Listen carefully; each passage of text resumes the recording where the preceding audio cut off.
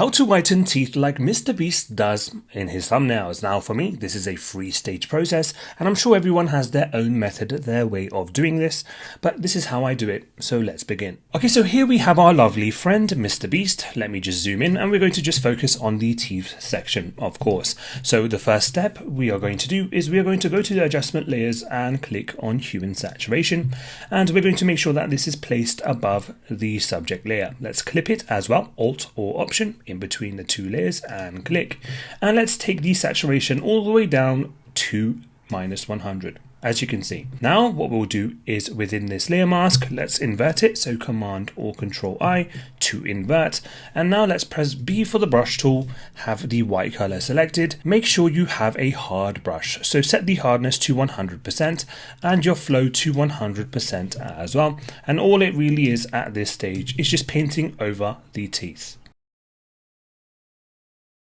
Now do not worry if you make any mistakes and paint over the gums. You can simply use the black color and paint in with that to remove any of the effects you've painted in. Remember, with layer masks, the color black conceals and the color white reveals. Okay, so once you've done that step, now we're going to just simply zoom out slightly and we'll go ahead and create a curves adjustment layer. So go ahead and click on adjustment layers and curves, and we are going to do the same thing, clip this to the subject layer. And now before we make any adjustments, we are going to borrow the layer mask we created before. So hold down Alt or Option in the hue and saturation layer mask and just drag that into our curves layer mask and click yes. What this does is it now means that any effect we do on our curves adjustment layer will only affect the region we painted in earlier. So for example, as you can see, it's only adjusting the teeth. And so what we are going to do is focus on the absolute highlights in the top right corner, and we're just going to simply drag them to the left like so, and what that does is just brightens the whitest areas of the teeth, right? So you do keep some shadows, which is what we want, so that there's some contrast and some detail which is maintained. This is before and after. And so depending on how bright you want the teeth to be, you can adjust this slider either right or left. Now of course, if you go too far to the left, you end up with this, which isn't good. So keep it around 219, as you can see right here. And the last step of what I would personally do is I'd go ahead and create an adjustment layer and then click on levels. So create an adjustment layer, click on levels, clip it to the subject, and once again let's copy the layer mask, so Alt or Option and drag the layer mask into levels and click yes. And now we can adjust these settings. Now all I'm really focused on in levels is just adjusting the contrast and boosting it. So what we can do is use the midtones. Let's drag this slider more to the right, and as you can see, that reintroduces some shadows into the mouth region, as you can see. I'll zoom in actually so you can get a better view. Let's start again. So this is before, and as you can see, we introduce more shadows and it just gives a nice touch and makes things look more realistic.